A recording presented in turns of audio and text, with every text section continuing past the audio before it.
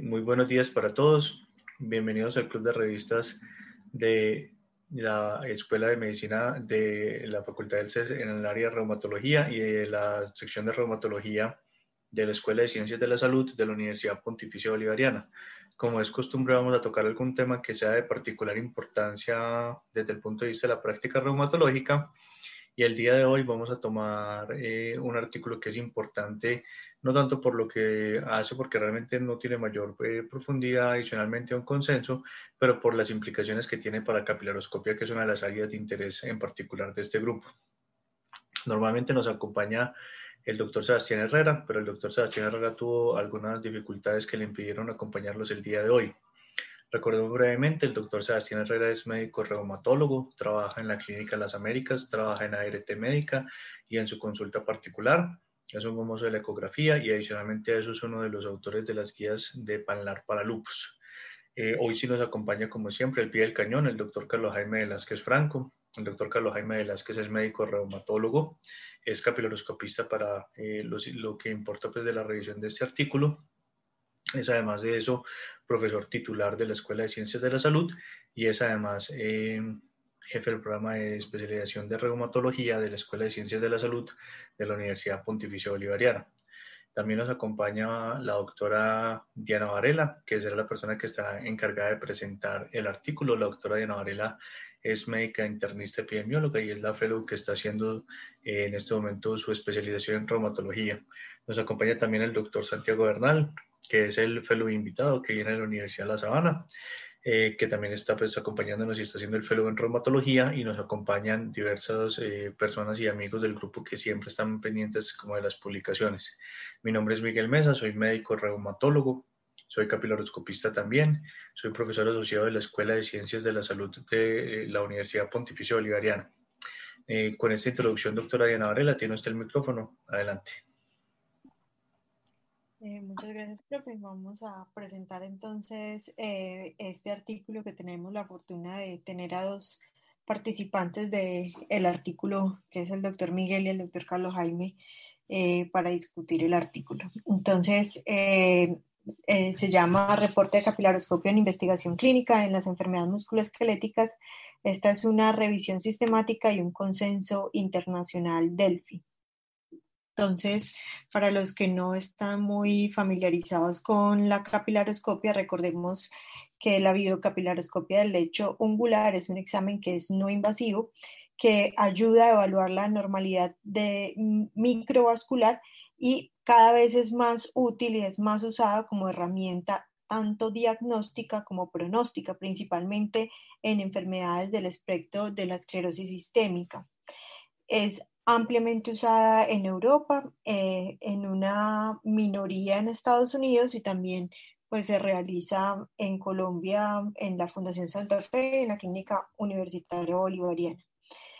Se realizó pues una encuesta internacional de biocapilaroscopia y este sigue siendo el gold estándar para el estudio del fenómeno de Raynaud y ahora hace parte importante de los criterios clasificatorios EULAR-ACR de esclerosis sistémica muy temprana. La capilaroscopia es ahora una herramienta que está obligatoria en el currículum del Fellow de Reumatología tanto en Europa como en Estados Unidos. Y esta es una herramienta que ha sido operador dependiente, por lo que cada vez se ha luchado más para una estandarización y evitar pues que sea tan operador dependiente y ser mucho más objetivo.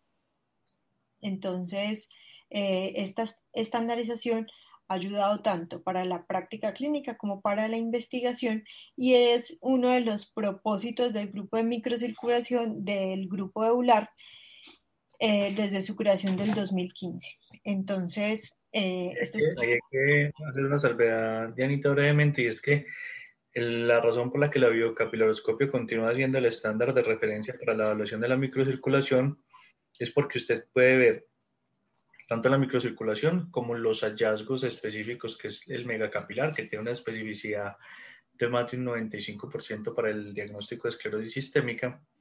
Y adicionalmente a eso, porque las técnicas, digamos que asistentes como son por ejemplo la termografía, pues si bien le permiten ver una alteración, carecen de esta capacidad de definición. Entonces eso es, digamos, muy importante. Y la otra cosa es que si bien se han hecho estudios para tratar de entrenar a los médicos y se sabe que con un entrenamiento corto de hasta 1 hora el médico puede tener como entrenamiento para distinguir el patrón de esclerosis sistémica, para la realización de capilaroscopia sí se considera un capilaroscopista experto, un capilaroscopista que lleve más de 5 años en realizando capilaroscopia.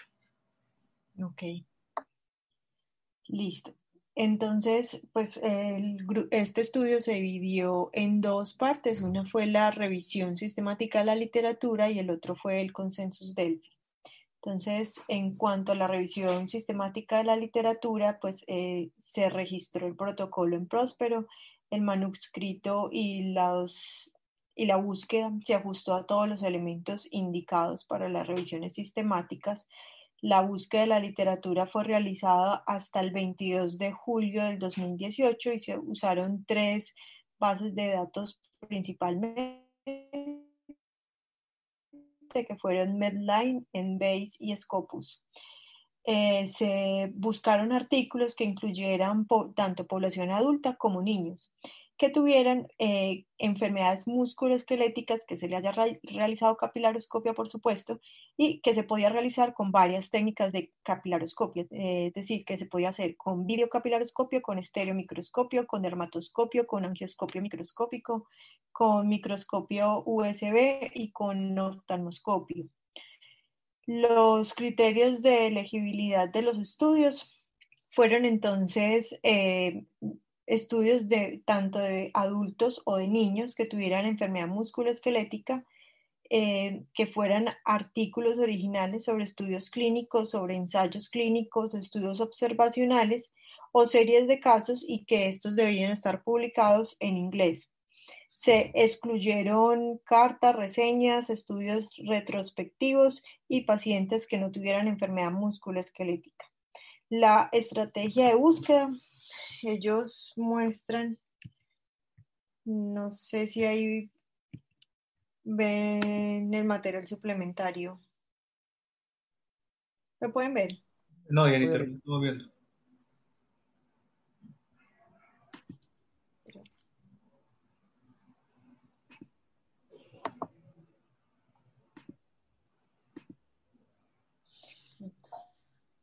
En el material suplementario ellos colocan todos, como se hicieron las búsquedas, tanto en Medline como en Embase, como en Scopus, y vemos pues que cada uno tiene muchos rotores de búsqueda, que esto hiciera lo mejor posible.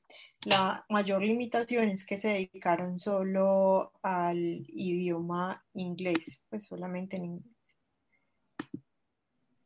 De pronto aclarar que el término de angioscopia microscópica es el término MESH para la biocapilaroscopia del lecho ungular. Ok, profe. Bueno, habían 2 revisores que empezaron a excluir los duplicados, y en caso de que estos no tuvieran un acuerdo, pues se buscaba la opinión de un tercer experto. Se evaluó el diseño, el país donde se realizó, el rango de edad, el género, el número de participantes, el dispositivo que se utilizó y los detalles del examen. Y se discutió durante la reunión del EULAR 2019. Ahora, sobre el consenso Delphi, era un panel de participantes internacionales del EULAR que fueron todos invitados a través del email. El proceso se llevó a cabo en 3 etapas. Se utilizó una encuesta en Google Forms y la primera ronda, los participantes se les preguntó qué ítems consideraban importantes para la revisión sistemática que reflejara la evidencia actual. En la segunda ronda era basada en los resultados de la primera ronda, que debía poner un rango en cada ítem, donde 1 era no apropiado y 9 era completamente apropiado. Y en la tercera ronda, los participantes revisaron la respuesta de cada ítem, incluyendo el resumen básico de los estadísticos de cada uno de estos. Y de acuerdo a eso, pues se tomaban en cuenta los que tuvieran una mediana o un puntaje mayor o igual a 7. Y al menos un tercio o menos de los participantes requerían estar pues como en ese rango. No sé, profe, si ustedes nos quieran contar un poquito más de ese proceso en el que participaron. Yo tuve la oportunidad de estar en el EULAR 2019, ¿no? Y básicamente pues ellos son muy estrictos con respecto a todo el proceso pues de consenso.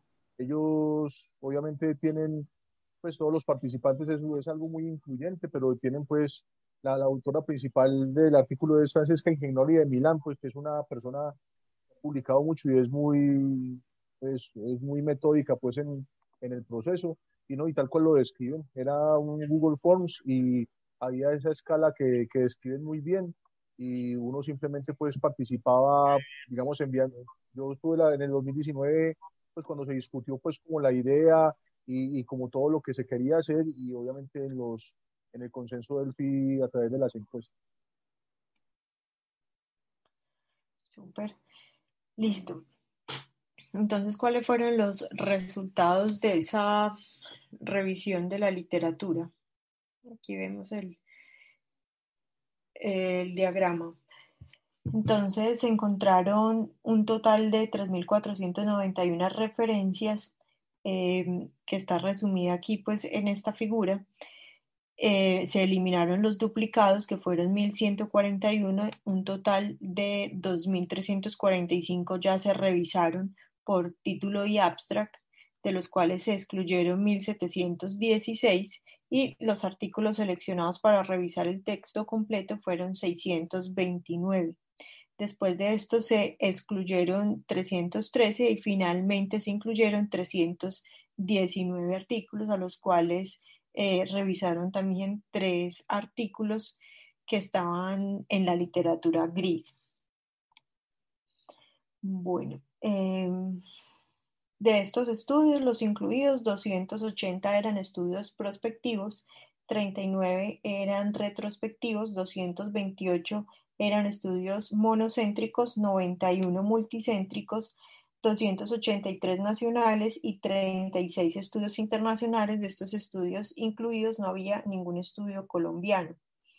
De 319 artículos, 115 informaron el número de pacientes incluidos, y en total el número de pacientes fueron 41.793, con una mediana de 67 pacientes por estudio, con un rango intercuartil entre 35 y 115. La edad media de estos pacientes era de 48 años, las mujeres eran el 81.5%, de estos 189 eran esclerosis sistémica y 74 eran otro tipo de enfermedades como el lupus, Sjögren, enfermedad mixta, enfermedad indiferenciada, SAF y lupus cutáneo.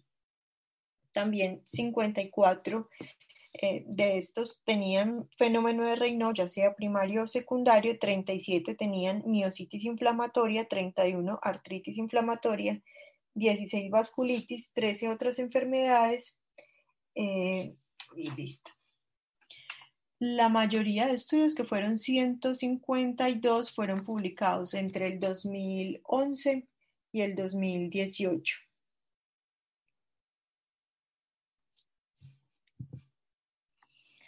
Entonces aquí tenemos lo que encontraron pues más importante según la revisión sistemática de la literatura. Entonces, que el paciente, la preparación antes del examen, que se describiera cómo era el clima pues en el ambiente, si los pacientes se les pedía que no fumaran, que no tomaran cafeína, que lavaran sus manos, que evitaran hacerse maquillaje de las uñas y evitaran el alcohol.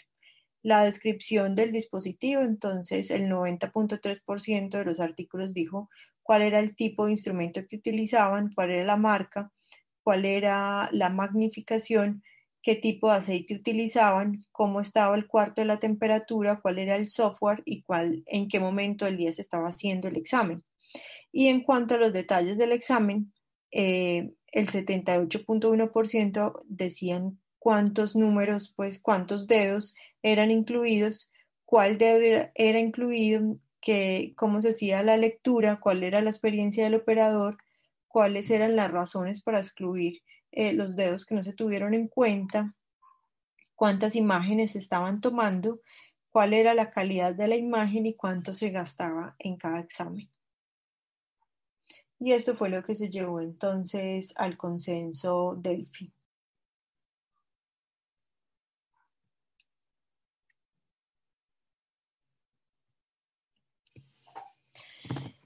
Entonces, en la primera ronda eran 88 participantes, el 79.5% eran reumatólogos y de estos el 90.9% hacían capilaroscopia habitualmente. En la segunda ronda eran 85 participantes y solo 80 participantes, pues la mayoría, completó las 3 rondas.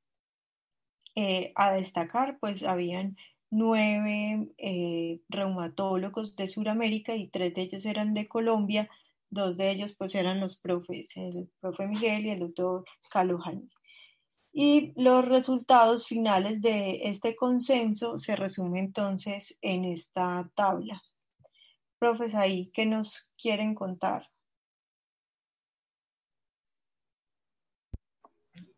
Pues a ver, lo que pasa es que hay, por ejemplo, hay muchas cosas que son importantes. Digamos que a mí me parece que es interesante en la tabla porque hay ciertas cosas en las que uno cuando empieza a mirar la capilaroscopia nota algunas cosas. Vos tenés ahí la tabla 1 porque la mostré un momentico.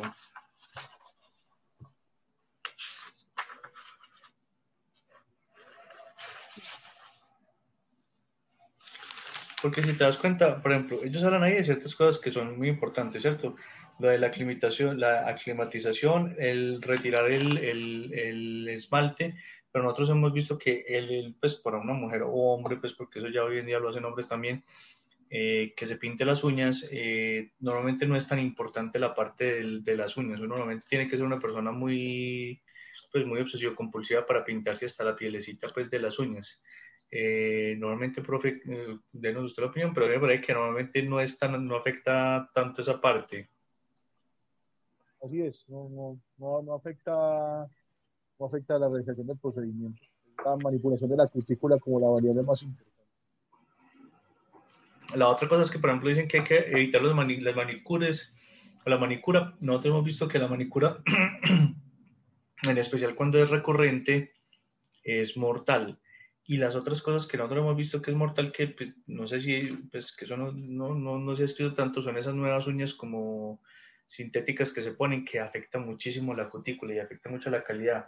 Y de hecho, pues cuando lleguemos un poquito más abajo, vamos a hablar de eso. Pero los trabajos y los hobbies no son tanto. Nosotros pensamos que de pronto la guitarra y eso, pero normalmente una persona tiene que ser un guitarrista muy dramático pues, para que realmente tenga microhemorragias por eso.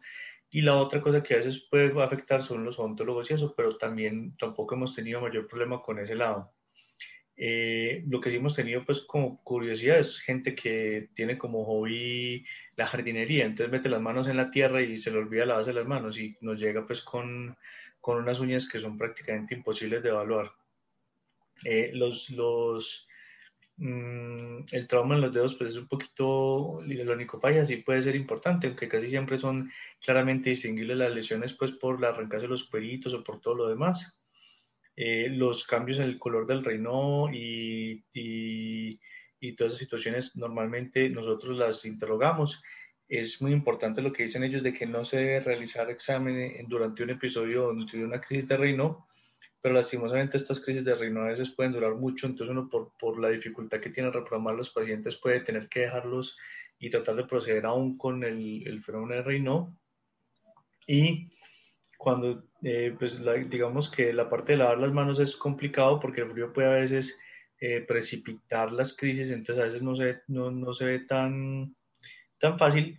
Digamos que evitar el alcohol y la cafeína es más fácil. La única situación que es muy importante es que no está claro cuál es el periodo de la manicura, que yo quisiera preguntarle al profe Carlos Jaime. porque a mí me parece que el periodo de un mes a veces es corto. Uno ve que los pacientes se dejan de hacer manicura un mes antes y aún así uno sigue teniendo muchos problemas con la dificultad. Incluso uno diría, si no sería prudente mejor aumentarlo a 3 meses. Sí, cuando uno revisa pues la bibliografía original, hablaban solamente de 2 semanas en el atlas pues, de capilaroscopia, pero uno sí ve que a veces un mes no es suficiente. Yo sí diría que por lo menos 6, 8 semanas. Pronto tendríamos que darle la instrucción y pues a partir de este momento para ver si no tiene como alguna percepción diferente, pero de acuerdo en que un mes es, eh, es muy poco, pues, es poco el tiempo y puede afectar como la interpretación. Y la otra cosa, pues, es obviamente todo lo que son la parte de describir el uso de aceite, el tipo de capilaroscopio, la magnificación, porque hay que ser claros en una cosa, a pesar de que esto puede levantar un poquito de sensibilidades, y es que la única capilaroscopia que tiene una sensibilidad y una especificidad claramente demostrada para la parte de Raynaud y se debe usar, es la videocapilaroscopia con un aumento de 200x. Las otras estrategias, como es los análisis con oftalmoscopio, los análisis con lupas o con dermatoscopios o incluso con estereomicroscopios o con microscopios USB, si bien pueden dar una aproximación al no tener la disponibilidad de medición y no tener como todas las capacidades del software, son técnicas alternativas, que no es que sean malas, pero no son las técnicas oficiales para hacer capilaroscopio. Ahí incluso, Dianita, en la tabla 3, que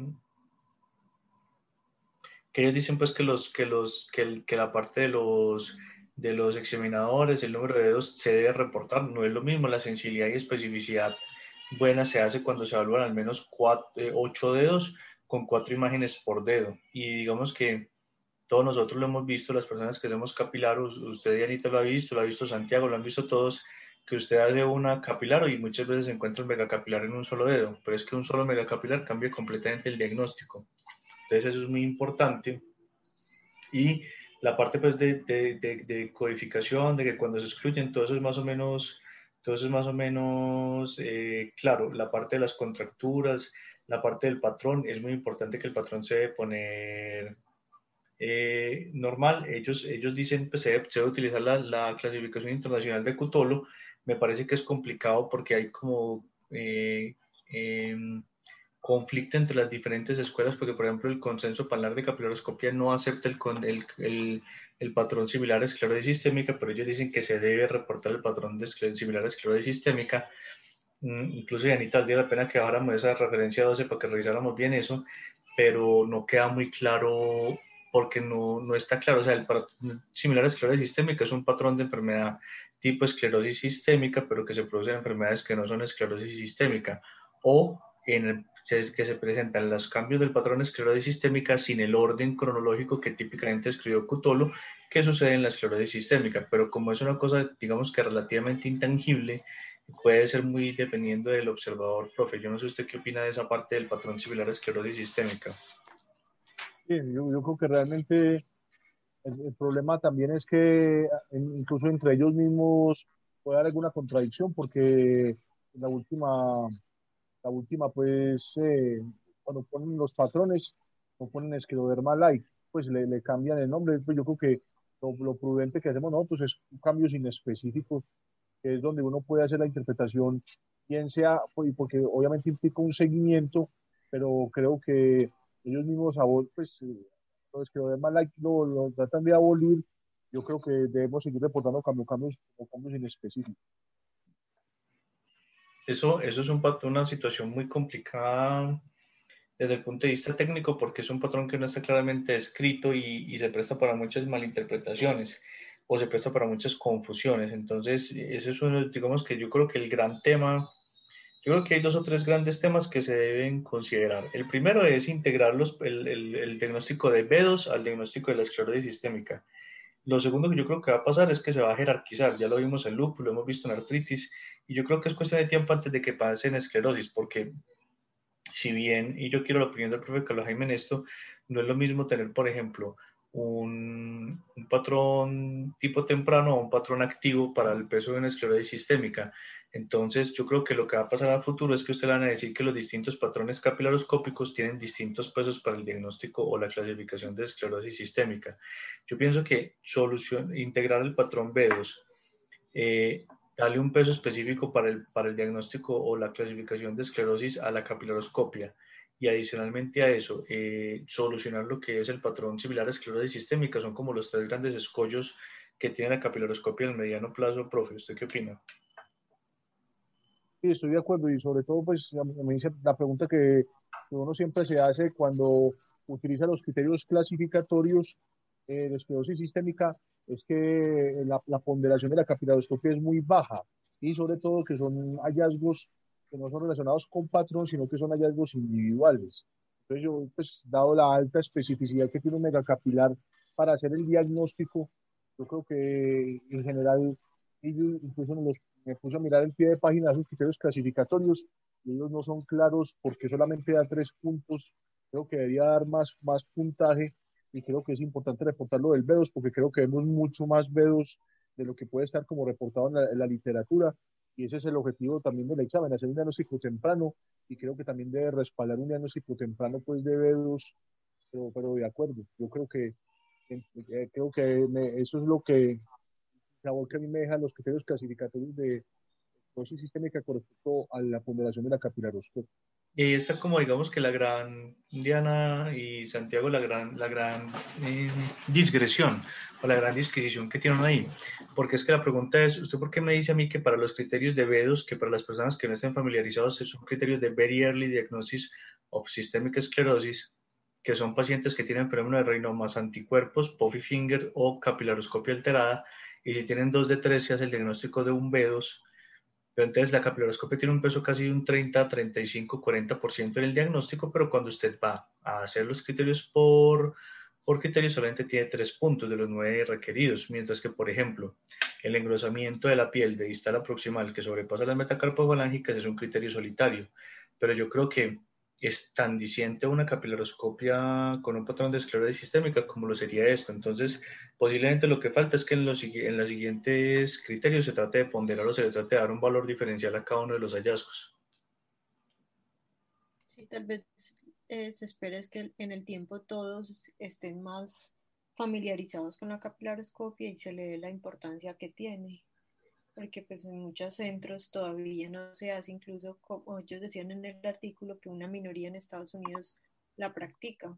Entonces yo creo que a medida de que todos nos vayamos entrenando en capilaroscopia, pues me imagino que va a cambiar la apreciación y el peso que se le va a dar en el tiempo.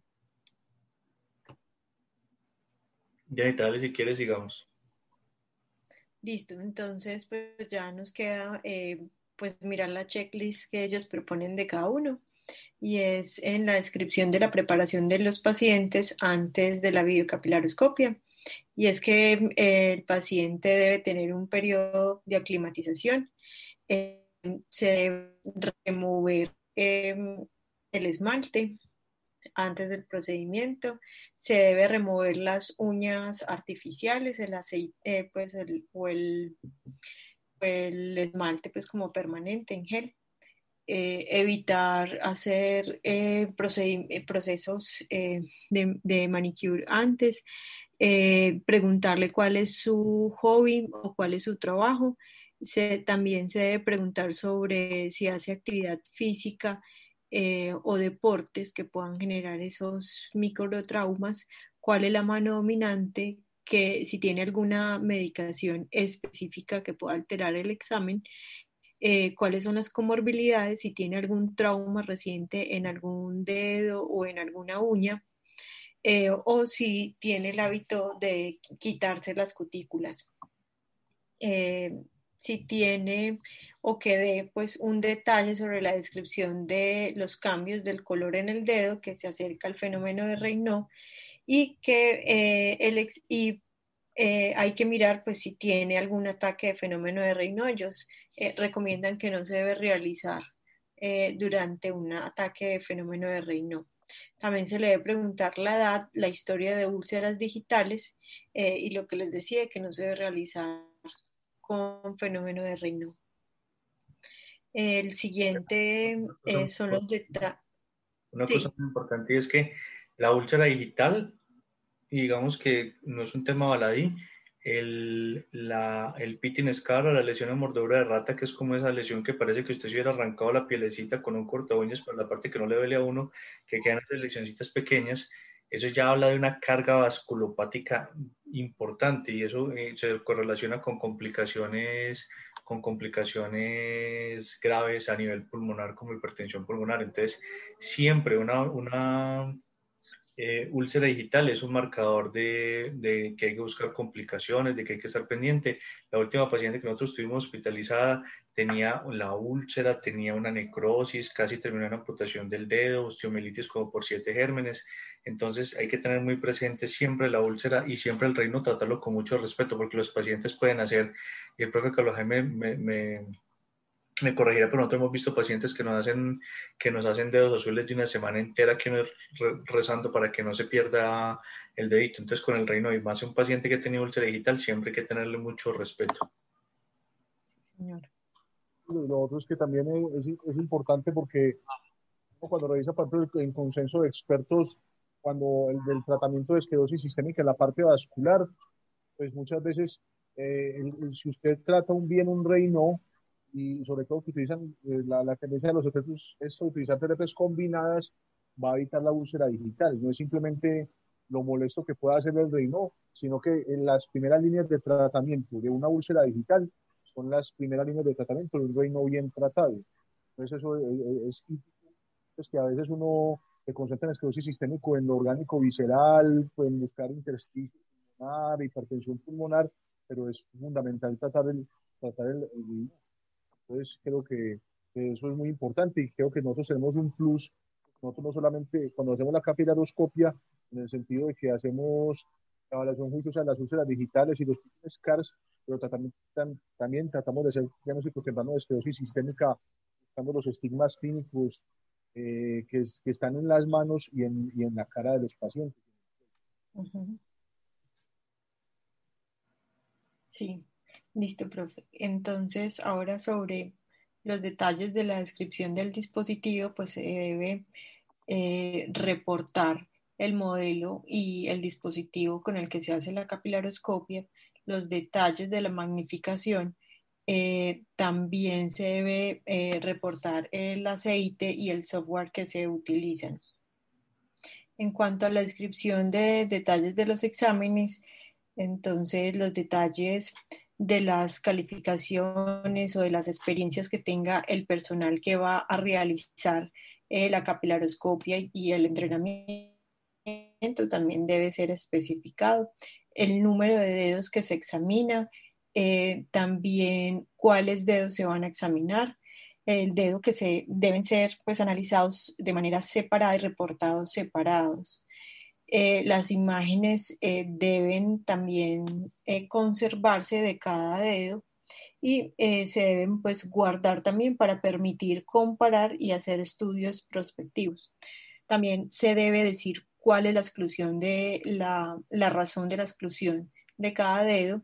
Se debe también guardar y enumerar pues las imágenes de cada capilaroscopia, los detalles de la imagen, las condiciones globales de las manos y pues los patrones que se dan, que son los que habíamos dicho previamente, es un factor, un patrón normal, no específico, o patrones anormales, que son patrones de esclerosis sistémica.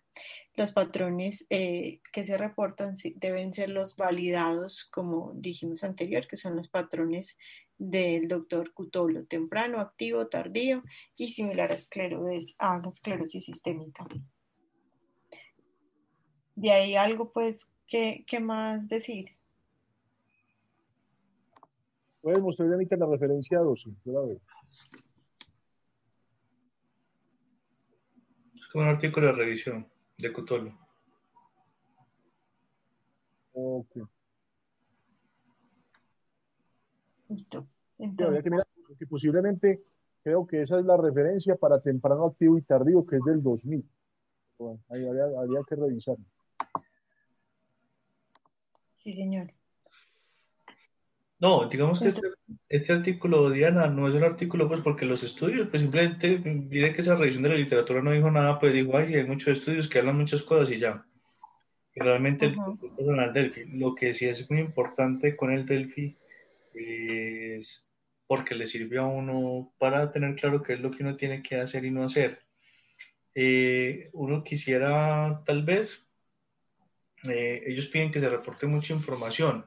Hay alguna de esta información que no se puede realizar usualmente, porque lastimosamente no, pues no nos da el espacio o el tiempo que tenemos disponible para hacer el reporte es limitado, uno tiene un número de caracteres. De hecho, ahora en el reporte nosotros tenemos que pensar muy bien los caracteres porque cualquier cosita extra que uno ponga corre el riesgo de que no quede todo en el patrón. Entonces hay que tener cuidado de sopesar cuáles de las cosas se pueden reportar y cuáles no. Listo. Entonces, lo que sí, las ideas pues grandes que nos deja el artículo es que hay tres áreas principales, es ver que el paciente tenga una buena preparación, que el dispositivo sea el dispositivo correcto y pues reportar bien los detalles del examen, que la fortaleza del estudio es que trató de reunir pues expertos de muchos países para lograr un consenso y que pues sabemos que la evidencia hasta el momento es insuficiente para hacer recomendaciones definitivas, que es un campo que está abierto actualmente para investigación y para mejorar cada día. Lo que se le ocurre a uno también pues que eso se trata de mejorar continuamente. Yo no sé si las instrucciones que recibe, que dan en el call center a la hora de citar a los pacientes o agendarlos, que pueda haber como una especie de libreto para que sea con una información estandarizada, Sí, que a profe. veces tenemos mucha dificultad en ese sentido. Sobre todo que lo más importante es, por ejemplo, que lleven las manos limpias y no es que no se corten las uñas, sino es que no se corten la cutícula porque llegan con las uñas súper largas pero sin cutícula, entonces es lo que uno no puede hacer bien el examen. Creo que esto es un estudio pues, que no aporta mucho más adicional, pero sí nos da como las bases de cuando usted quiere hacer capilaroscopio, cómo tiene que hacerla. Entonces, desde ese punto de vista es válido. Listo, profes, este era el artículo del día de hoy. Bueno, Dianita, muchas gracias por la presentación del estudio. Es una cosa que es un poquito más especializada, pero digamos que al ser una cosa que hace parte de la práctica de la unidad de capilaroscopia era necesario revisarlo. Estamos pendientes para la próxima semana. Para la próxima semana también tenemos un artículo para discutir que lo va a presentar Santiago, ¿cierto? Sí, profe. Perfecto. Entonces, pues ya con esto podemos dar por terminado el club de revistas. Les agradecemos infinitamente a todos ustedes por la asistencia, a las personas que nos están escuchando por la atención hasta el final y no nos queda más que decirles gracias totales.